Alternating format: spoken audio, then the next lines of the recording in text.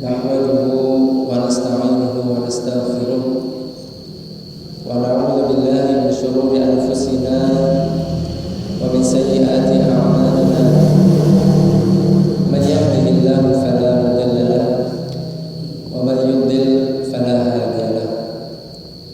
Asyhadu an la ilaha illallah wahdahu la syarika lahu wa asyhadu anna Muhammadan 'abduhu wa rasuluh. Ma'asyiral muslimin wal muslimat rahimani wa rahimakumullah. Usi nafsi wa iyyakum bitaqwallah. Kama qala Allah ta'ala, ya ayyuhalladzina amanu taqullaha haqqa tuqatih wa la tamutunna illa wa antum muslimun.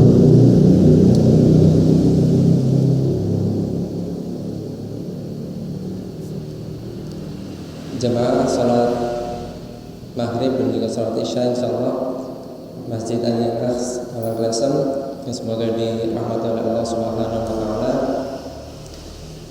Alhamdulillah, bersyukur marilah senantiasa tidak lupa kita panjatkan atas segala limpahan kenikmatan yang telah Allah Subhanahu wa taala pancarkan kepada kita semua, sehingga pada malam hari ini alhamdulillah kita masih diberi kesempatan untuk menghadiri sebuah majelis yang insyaallah diberkahi oleh Allah Subhanahu wa taala. Salawat dan salam semoga senantiasa tercurahkan kepada uswatun hasanah kita, suri tauladan kita Nabi Allah Muhammad sallallahu alaihi wasallam. Jamaah muslimin wal muslimat yang semoga dirahmati oleh Allah Subhanahu wa taala. Gimana kabarnya Pak Bu sekalian? Sehat nggih? Semoga kita semua senantiasa diberi kesehatan oleh Allah Subhanahu wa taala, sehingga kita masih tetap bisa melaksanakan aktivitas kita, ibadah-ibadah kita di tengah wabah pandemi yang semakin hari semakin bertambah jumlah korbannya. Dan kita juga senantiasa bermohon kepada Allah Subhanahu wa taala agar wabah ini cepat-cepat diangkat dari dunia ini, serta dari bangsa kita, bangsa Indonesia secara khusus. Baiklah Bapak Ibu sekalian, jemaah sekalian, pada kesempatan yang ini sekarang saya di sini sedikit akan berbagi ilmu ya, menggantikan beliau Ustadz Rizky yang sedang berhalangan hadir, sedang mengantar ibunya ya. Jadi insyaallah ketidakhadiran beliau adalah ada alasan yang dibenarkan. Jadi di sini saya hanya akan sedikit bercerita pengalaman dalam dunia mempelajari dan menghafal Al-Quran. Jadi istilahnya malam hari ini itu sharing-sharing, berbagi cerita dengan Bapak Ibu sekalian. Sebelumnya saya mau bertanya kepada jamaah sekalian, siapa di antara Bapak Ibu dan jamaah sekalian yang ada niatan atau keinginan di antara putra-putri Bapak Ibu sekalian atau cucu sekalian atau bahkan diri Bapak Ibu sekalian yang pengen jadi penghafal Al-Quran? Wonten Pak Bu? Nggih, insyaallah nggih. Wonten nggih? Ibu-ibu wonten sing wonten keinginan nggih teng dirine ibu sekalian, entah itu ibunya seperti apa, Bapak Ibu sekalian, entah itu anaknya, entah itu cucunya, itu anggota keluarganya. Ada nggak keinginan bahwa nanti anak saya ini setelah lulus SD harus bisa hafal Quran.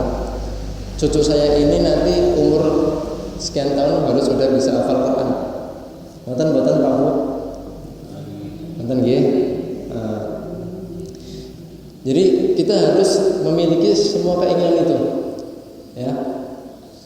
Kenapa di sini insyaallah nanti akan kami sampaikan beberapa kiat-kiat untuk semangat bisa menghafal Al-Quran.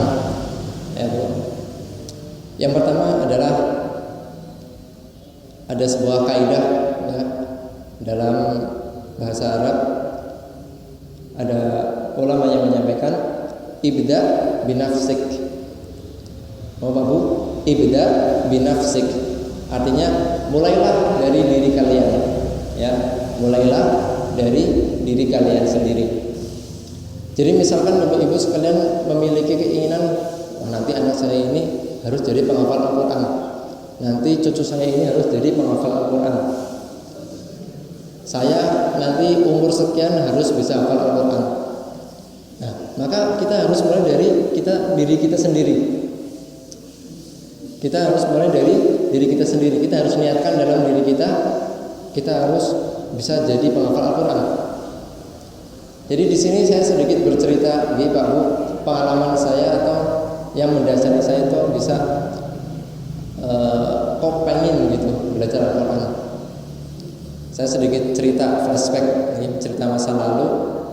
Saya itu SD, SMP, SMA itu sekolahnya umum. Jadi nggak ada basic agama, nggak ada basic Al-Quran. Paling belajar agama itu sepekan 2 jam. Ini 2 jam pelajaran, itu 1 pekan. Habis itu yang lainnya belajar atau main-main. Tapi alhamdulillah masih setiap sore masih berangkat ke TPQ Alifas, masih di situ belajar Iqra, belajar Al-Quran dan belajar ilmu agama. Kemudian setiap tahun di Pak Bu pasti lihat ya di acara televisi itu ada namanya acara Hafiz Quran atau Hafiz Indonesia. Itu di mana anak-anak kecil yang bahkan umurnya itu masih 3 tahun, 4 tahun, 5 tahun udah hafal Quran. Bu sekalian Pak, itu biasanya acaranya di bulan Ramadan.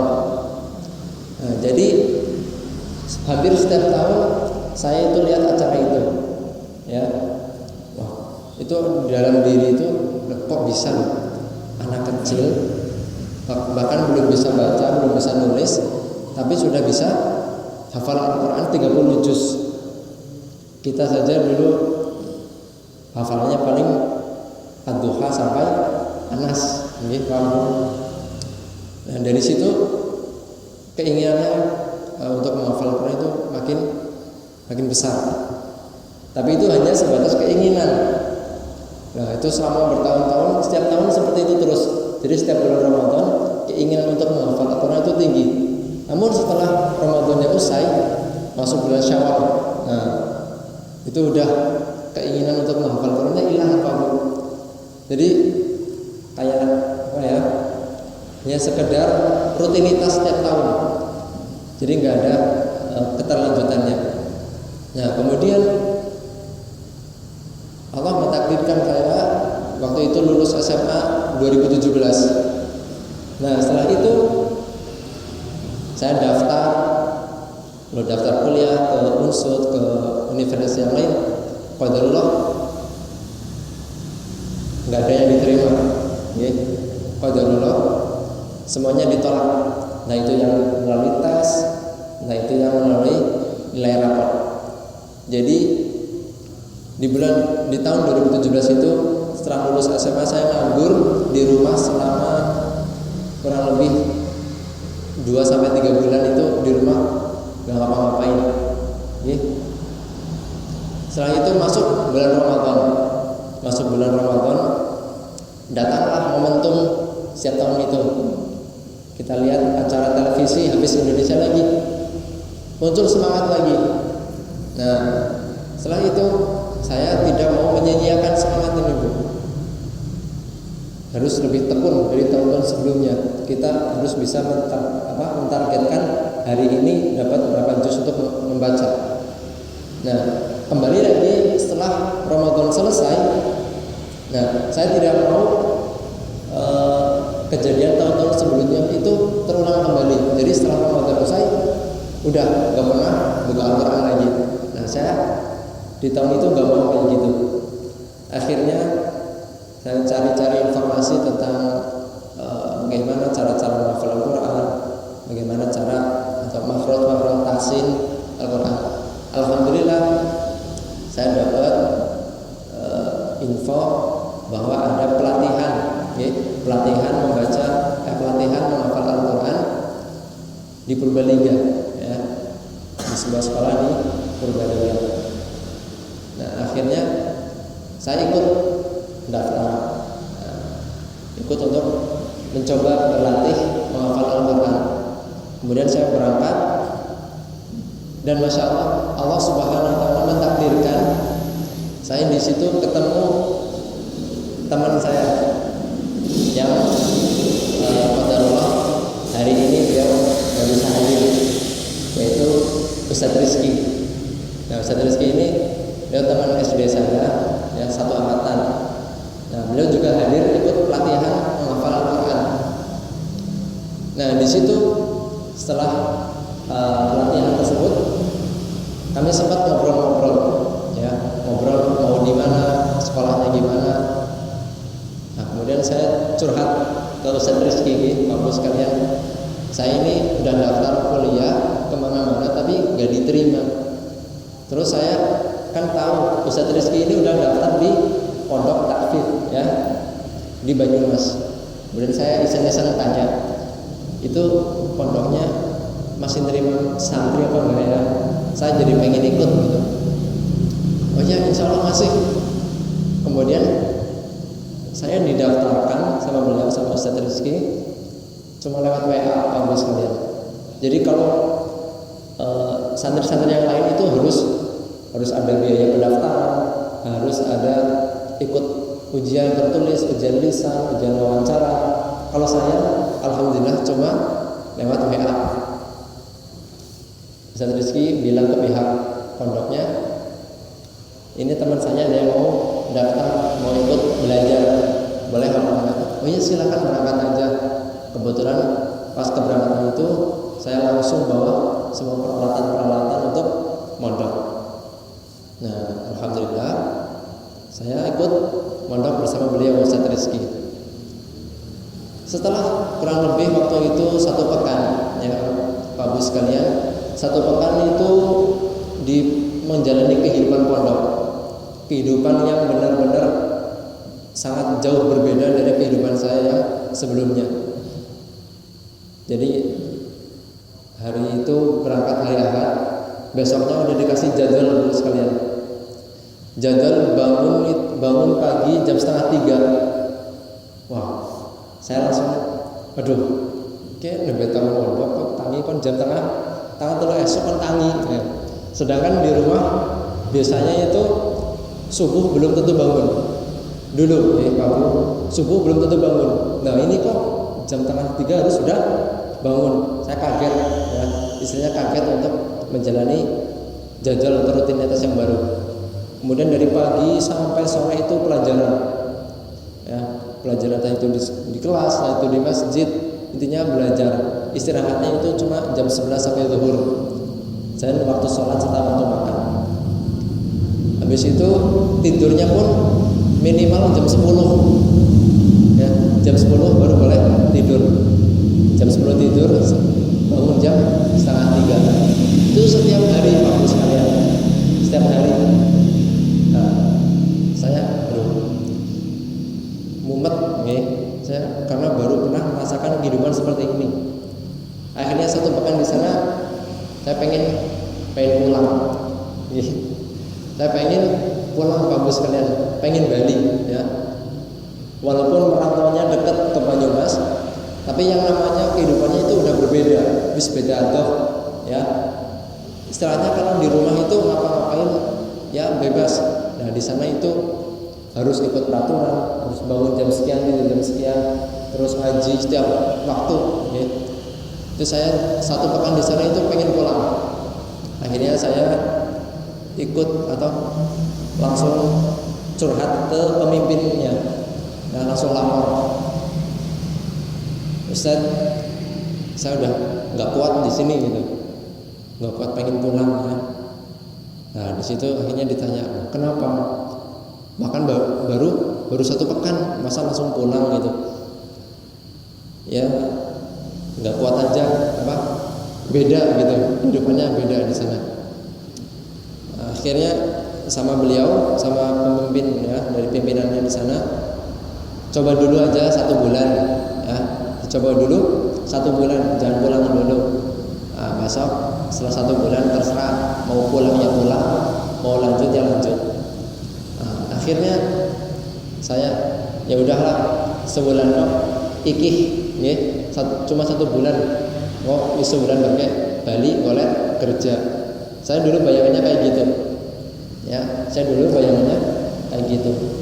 Jadi setelah 1 bulan, masya Allah, Allah Subhanahu Wa Taala memberikan kenyamanan, ya, kenyamanan dalam hati dan istilahnya kegiatan kita di sana.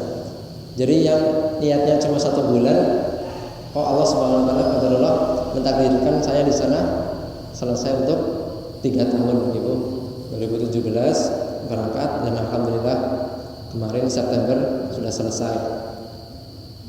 Nah, dari situ saya belajar banyak, Bu sekalian. Jadi seandainya dulu saya jadi pulang ya Bu ya, Pak Bu sekalian, jadi pulang kemudian kerja, nah saya nggak tahu sekarang itu mau jadi apa ya. Saya nggak tahu sekarang posisinya di mana dan bagaimana. Nah, jadi dari situ saya juga berpikir, karena dulu Pak Bu sekalian, seangkatan saya itu yang baru 1 pekan di sana itu udah 2 orang yang minggat. Nih, jadi pulangnya itu nggak pamit ya. 1 orang Purbalingga baru beberapa hari di sana, beliau minggat itu jam 12:30 malam. Jam 12:30 malam. Dan kalau Bapak Ibu pengen tahu ya Bu, jarak pondok saya ke jalan raya itu kalau pakai motor 7 menit, dan dulu belum diaspal. Jadi istilahnya kayak kalisat ya, jalannya itu benar-benar masih batu, masih tanah. Jadi ya kalau kita jalan kaki sampai luar itu bisa setengah jam lebih, atau bahkan 1 jam 2 jam itu mungkin baru sampai jalan raya. Nah itu beliau masya Allah ya, semoga Allah menjaga beliau. Itu jam 12:30 malam beliau minggat nih, bisa dibayangkan itu entah sampai rumah jam berapa. Itu yang pertama. Kemudian ada juga yang minggat lagi, yang alhamdulillah Allah mentakdirkan saya untuk tetap bisa belajar di situ. Nah, jadi yang dapat kita ambil dari apa yang telah saya sampaikan adalah mulai nih Pak Bu, mulai dari diri sendiri. Jadi karena dulu saya niatnya itu mungkin udah nggak bener Pak Bu sekalian. Niatnya saya mondok itu yang pertama nang rumah orang apa-apa. Karena di rumah nggak ngapa-ngapain. Habis lulus SMA nggak diterima kuliah, belum kerja juga, hanya bingung di rumah nggak ngapa-ngapain. Kemudian alasan kedua, daripada bikin repot orang tua lah di rumah, udah nggak ngapa-ngapain, nggak kerja, ya ngentong-ngentong beras istilahnya ya, istilah kasarnya gitu. Akhirnya saya Ustaz, daripada nunggu orang apa-apa, pangkat main paling pondok. Nah itu dulu niatnya salah. Nah jadi Bapak Ibu sekalian yang misalkan sekarang masih punya pengen jadi penghafal Al-Quran, pengen belajar Al-Quran, mulai aja Pak Bu, mulai ya. Entah itu pertama niatnya lah, daripada misalkan pagi-pagi Bapak Ibu sekalian habis subuh, yang bapak-bapak ini misalkan belum ada kegiatan, apalagi sekarang banyak kan bekerjanya dari rumah, work from home ya, bekerja dari rumah. Itu habis subuh bisa buat untuk mengaji aja. Misal setiap baca sholat satu halaman atau satu lembar itu nggak apa-apa. Niatkan aja. Yang misalkan niatnya awal itu baru untuk mengisi waktu luang lah daripada orang baca Quran baik. Nah, insya Allah mulai aja nggak apa-apa Pak Bu sekalian, mulai ya baca aja. Insya Allah lama kelamaan akan ada hidayah yang masuk, entah itu dari diri sendiri atau itu dari orang lain ya. Kalau saya dulu bisa merubah niat saya, alhamdulillah, karena dari ke hari itu belajar ilmu agama yang lain. Kita harus meluruskan niat kita agar apa yang kita lakukan itu tidak sia-sia. Jadi misalkan pagi ini kita berangkat ngaji, misalkan petang ini sekarang ini kita berangkat ngaji di masjid ini, misalkan niatnya mohon maaf, misal lah nang omah orang apa, nah wis rutin kok wis unggal ahad ngaji lah, masa orang makan ngaji lah apa kalau tanggane. Nah misalkan masih untuk sekarang ini niatnya masih kayak gini, nah, maka besok kita harus perbaiki niat kita. Nah, minggu depan atau ahad depan kita tetap berangkat, nah tapi sudah dengan niat yang berbeda. Nah, maka insya Allah Subhanahu wa Ta'ala akan memberikan pahala kita juga yang berbeda-beda. Nah, jadi itu tips yang pertama Bapak sekalian, apa? Ibda binafsik. Mulailah dari diri sendiri. Ya, jadi yang pengen jadi menghafal Al-Quran, pengen mempelajari Al-Quran, maka mulailah dari diri sendiri. Kemudian Bapak Ibu yang sebagai dirahmati oleh Allah Subhanahu wa Ta'ala, adapun kiat yang kedua adalah kita harus tekun dan berusaha. Di sini saya akan menyampaikan sedikit kisah juga. Jadi kalau Bapak Ibu sekalian misal nanti di rumah bisa dicek, itu bisa buka di YouTube ya, di internet itu ada sebuah kegiatan acara yang bernama Musafir Ma'al Quran ya. Musafir Ma'al Quran, jadi perjalanan bersama Al-Quran. Itu pembawa acaranya beliau Syekh atau imam besar di Kuwait ya. Jadi kalau Bapak Ibu ada yang tahu Syekh Mishari Rasyid, Mishari Rasyid Al-Farsi, itu istilahnya juniornya beliau ya, bawahannya Syekh Mishari Rasyid. Nah, jadi beliau namanya Syekh Fahad. Beliau itu keliling dunia untuk mencari orang-orang penghafal Al-Quran. Jadi pernah juga ke Indonesia beberapa tahun yang lalu. Beliau ke Mahat, kalau nggak salah namanya Azaziyah di Lombok, sama satu di Sukabumi. Jadi beliau keliling dunia untuk mencari orang-orang penghafal Al-Quran. Nah, kalau nggak salah pas episode beliau ke Turki atau di Mesir, beliau menemui sebuah keluarga. Di situ semuanya penghafal Al-Quran. Ya, anak-anaknya semuanya penghafal Al-Quran.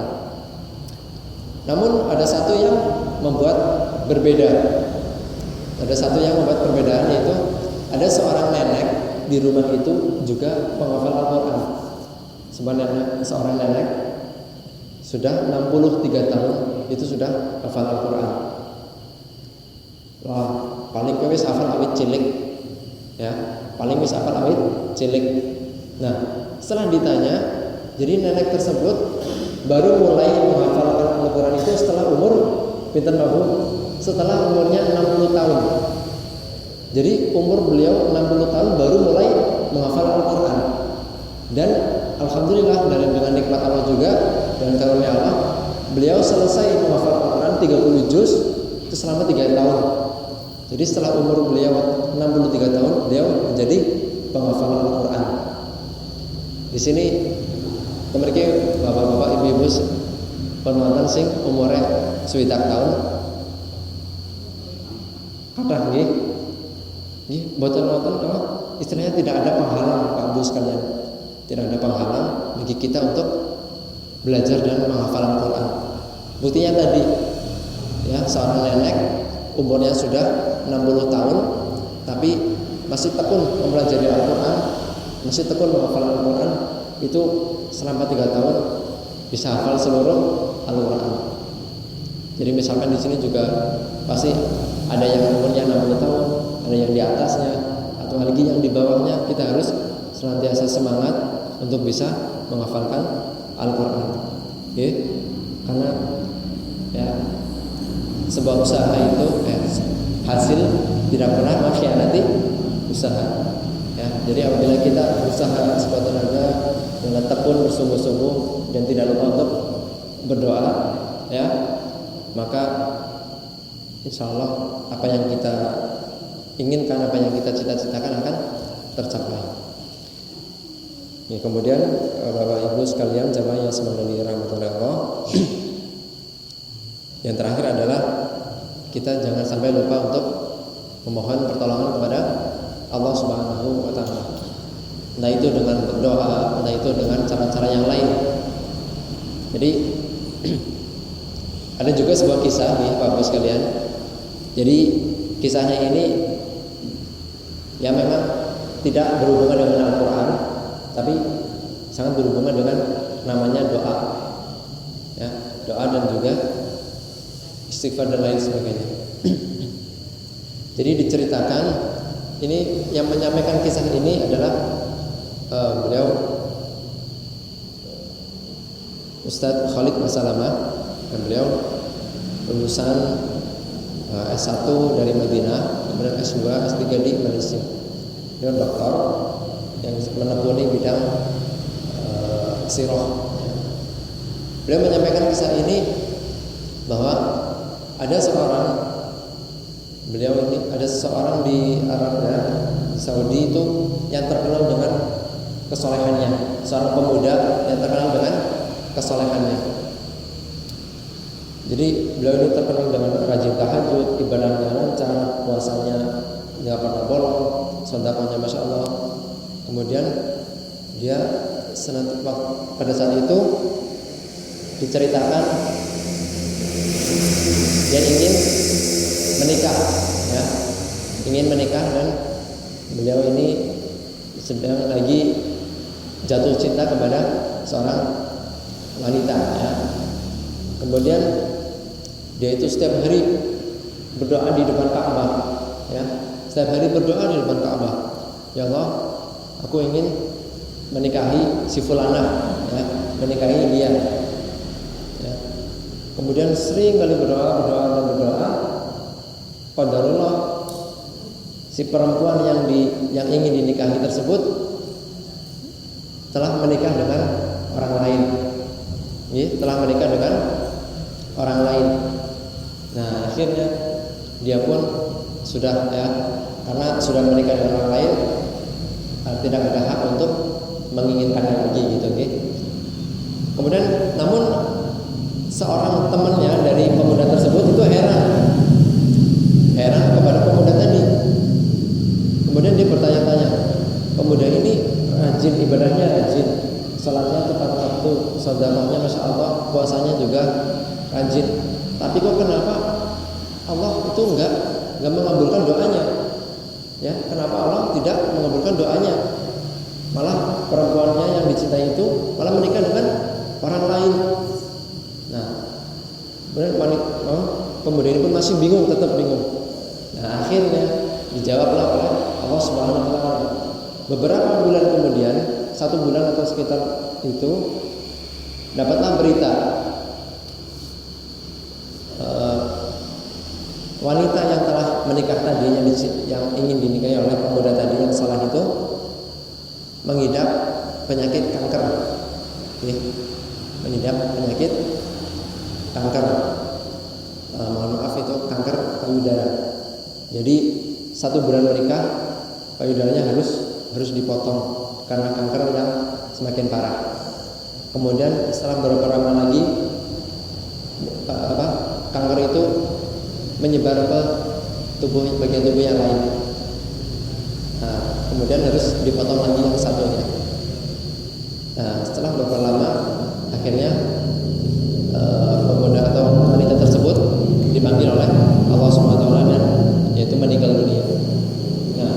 Disitulah sang pemuda itu dan sahabatnya tadi baru sadar, oh inilah hikmahnya Allah Subhanahu Wa Taala tidak menjodohkan pemuda soleh tadi dengan wanita itu. Karena apa? Karena apabila pemuda itu menikah dengannya, pasti akan merasa sedih, sakit hati dan sebagainya. Karena sudah sangat dicintai, tapi baru 1 bulan menikah sudah ditinggal meninggal, sudah ditinggal mati oleh wanitanya dicintai tersebut. Nah, dari kisah itu kita bisa ambil hikmahnya Bapak sekalian. Setelah kita melakukan semua usaha kita dengan ibadah, dengan bekerja, ya, dengan tekun berusaha dengan tekun, maka kita jangan lupakan doa. Kita jangan lupakan doa. Karena apa? Allah SWT berfirman, "Ud'uuni fastajib lakum." Ya, berdoalah kepadaku maka aku akan mengabulkannya untuk kalian. Ya. Jadi barang siapa nanti dari jamaah sekalian, dari bapak ibu sekalian yang benar-benar pengen belajar Al-Quran, pengen menghafal Al-Quran, maka setelah tadi yang kiat yang pertama adalah ibda' binafsik, mulai dari diri sendiri. Kemudian yang kedua tadi berusaha dan tekun. Maka yang ketiga harus dengan berdoa. Jadi misalkan kita udah mulai setiap hari coba menghafal. Nah, kita udah mulai. Kemudian kita udah berusaha. Usahanya apa? Selain menghafal, saya juga harus bisa meningkatkan ibadah saya yang lain. Ya, kita menghafal, hafalan saya ini tiba-tiba lagi susah untuk masuk. Ya, tiba-tiba susah untuk menghafal. Nah, maka cobalah untuk sedekah, cobalah untuk salat sunnah, cobalah untuk puasa. Nah, karena ibadah-ibadah yang lain itu bisa mempermudah kegiatan kita, kehidupan kita. Karena ada juga dulu pas di sini ada kajian, ya, dia Ustaz siapa? Saya lupa di sini, yang pernah menyampaikan bahwa ada yang anaknya itu sangat susah untuk menghafal Quran, tapi ibunya itu mensedekahkan, ya, atau membuat masjid, yang membuat masjid untuk agar anaknya itu mudah menghafal. Dan qadarullah anaknya itu alhamdulillah menjadi penghafal Al-Quran dalam waktu yang cukup cepat. Nah, karena itu sedekah atau amal-amal baik yang lainnya itu bisa menjadikan mempermudah kegiatan kita, mempermudah urusan kita. Nah, dengan semua usaha itu kita akhiri dengan doa. Kenapa? Karena semuanya itu tidak akan terjadi, semuanya tidak akan dapat kita dapatkan kecuali dengan izin dari Allah Subhanahu wa Ta'ala. Baiklah Bapak Ibu sekalian, jamaah sekalian, semoga dirahmati Allah Subhanahu wa Ta'ala. Kiranya hanya ini yang dapat kami sampaikan dalam kesempatan yang baik ini. Semoga apa yang telah sampaikan ini dapat diambil manfaatnya, ya, dalam kehidupan kita sehari-hari, dapat diterapkan dalam kehidupan kita sehari-hari. Terima kasih atas segala perhatiannya. Mohon maaf atas segala kekurangan. Mari kita tutup majelis kita pada malam hari dengan membaca doa kafaratul majelis. Subhanakallahumma wa bihamdik, asyhadu an la ilaha illa anta, astaghfiruka wa atubu ilaik. Wa akhiru da'wana alhamdulillahirabbil alamin. Wassalamualaikum warahmatullahi wabarakatuh.